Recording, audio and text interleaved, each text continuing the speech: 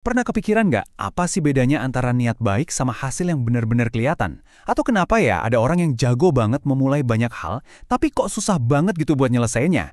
Nah, ternyata jawabannya itu ada di hubungan yang super kuat antara komitmen dan konsistensi. Dan prinsip inilah yang bakal kita bedah bareng-bareng hari ini. Dengerin deh kutipan dari Denzel Washington ini. Ini bukan sekedar kata-kata motivasi biasa loh. Ini tuh udah kayak sebuah rumus. Rumus yang jadi garis pemisah antara sekedar mimpi dan sebuah kenyataan. Bisa dibilang, inilah logika sederhana di balik setiap pencapaian besar. Dan ini bukan cuma teori ya. Di Kupang, ide ini benar-benar dijadiin alat praktis buat reformasi birokrasi. Jadi standar baru buat ribuan pegawai.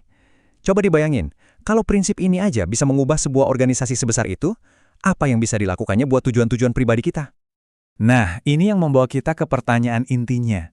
Apa sih kerangka kerja yang nggak kelihatan tapi sebenarnya menghubungkan niat kita sama hasil akhir? Jawabannya mungkin bakal bikin Anda kaget. Soalnya ini bukan melulu soal motivasi atau bakat. Ini soal logika. Eits, tapi bukan logika yang rumit kayak di buku pelajaran ya. Anggap aja ini kayak sistem operasi dasar buat mencapai apapun. Oke, sekarang kita masuk ke fondasinya. Ada yang namanya 3 hukum pemikiran. Ini adalah aturan fundamental yang ngatur semua pemikiran rasional. Kalau kita paham ini, ibaratnya kita jadi paham cara kerja alam semesta pikiran kita sendiri. Hukum yang pertama namanya hukum identitas. Simple banget, A adalah A. Artinya apa? Artinya sebuah komitmen ya, sebuah komitmen. Kita nggak bisa seenaknya ganti-ganti definisinya biar pas sama kemauan kita. Kalau Anda bilang komit buat disiplin, ya artinya disiplin, titik, nggak ada tawar-menawar. Lanjut, hukum non-kontradiksi. Nah, ini artinya Anda nggak bisa memegang dua ide yang bertentangan di waktu yang sama. Bilangnya sih komit sama disiplin, tapi kok datangnya telat terus? Itu namanya kontradiksi logis. Hukum inilah yang sebenarnya jadi penjaga integritas kita. Dan yang terakhir, hukum tiada jalan tengah. Hukum ini nih yang maksa kita buat jujur.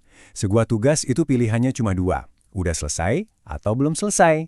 Nggak ada tuh yang namanya area abu-abu hampir kelar. Jadi, coba tanya ke diri sendiri, kerjaan Anda hari ini udah beneran tuntas atau belum? Sekarang, yuk kita lihat gimana ketiga hukum ini bekerja di dunia nyata. Kita ambil studi kasus yang menarik, soal profesionalisme aparatur sipil negara di Indonesia. Kita bakal beralih dari teori yang abstrak ke penerapan praktis yang dampaknya ke banyak orang. Di dunia kerja, kita pasti sering lihat dua jenis kegagalan logika ini. Di satu sisi, ada orang yang komitmennya tinggi banget, ngomongnya semangat, tapi tindakannya berantakan. Nah, ini namanya kontradiksi. Di sisi lain, ada juga yang sibuk terus-terusan, kerja terus, tapi nggak punya tujuan yang jelas. Ini tindakan tanpa komitmen, yang secara logika nggak nyambung. Keduanya, ujung-ujungnya sama, kegagalan. Biar lebih gampang paham, kita perlu kenal istilah pertama, premis. Anggap aja premis ini kayak janji atau komitmen awal Anda. Ini adalah alasan atau mengapa dibalik semua yang Anda lakuin. Terus ada yang namanya inferensi. Gini deh, kalau premis itu adalah janji Anda, maka inferensi adalah buktinya. Inferensi ini adalah tindakan nyata yang nunjukin kalau janji Anda itu bukan omong kosong.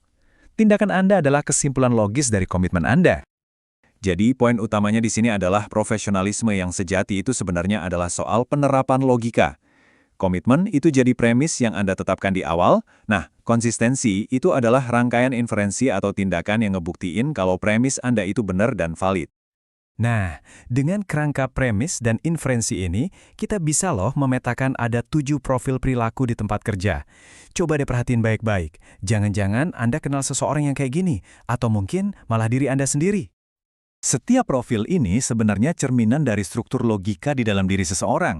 Mulai dari si ideal yang tindakannya selalu nyambung sama komitmennya, sampai si hipokrit yang hidupnya penuh kontradiksi, atau si apatis yang bahkan nggak punya premis atau komitmen sama sekali. Ini ngebuktiin kalau perilaku kita itu nggak acak, tapi ada polanya. Coba deh, kita berhenti sejenak. Dari ketujuh profil tadi, mana yang paling sering Anda lihat di lingkungan kerja? Dan yang lebih penting lagi nih, mana yang paling ngegambarin diri Anda, terutama pas lagi di bawah tekanan? Pertanyaan ini bukan buat ngejudge ya, tapi buat bahan introspeksi dan biar kita bisa tumbuh. Oke, setelah kita bisa mendiagnosis masalahnya, terus gimana cara memperbaikinya tanpa bikin drama atau konflik? Nah, disinilah kita butuh solusi praktis. Gimana caranya ngasih umpan balik yang rasional dan terstruktur? Prinsip dasarnya itu simpel banget. Kita fokus ke benar atau salahnya sebuah argumen, bukan ke siapa yang ngomong. Kita nilai nyambung atau enggaknya antara komitmen dan tindakan, bukan ngejudge karakter orangnya. Inilah cara kita misahin antara ide dan identitas seseorang. Prosesnya ada 4 langkah. Pertama, cari tahu dulu apa sih komitmen yang dia bilang. Kedua, tunjukin di mana tindakannya nggak sejalan. Ketiga, fokuskan obrolan hanya pada celah antara ide dan aksi itu. Dan yang paling penting, langkah keempat, selalu hargai orangnya. Coba deh inget-inget ini. Kesalahan logika itu adalah kesalahan cara berpikir, bukan cacat karakter. Dengan kita menyerang idenya bukan pribadinya, kita justru membuka pintu buat perbaikan. Jadi, serang idenya, hormati orangnya. Ini adalah cara untuk membangun, bukan menghancurkan. Pada akhirnya, semua pembahasan kita ini bisa dirangkum dalam satu kalimat yang powerful banget. Komitmen itu adalah premis Anda, alasan kenapa Anda melakukan sesuatu. Konsistensi Anda adalah inferensinya, alias bukti dari alasan itu. Dan motivasi, motivasi adalah jiwa yang menyatukan keduanya. Jadi ini pertanyaan terakhir buat Anda renungkan. Kalau hidup Anda itu ibarat sebuah argumen, apakah argumen itu logis? Apakah tindakan-tindakan Anda secara konsisten membuktikan kebenaran dari komitmen Anda?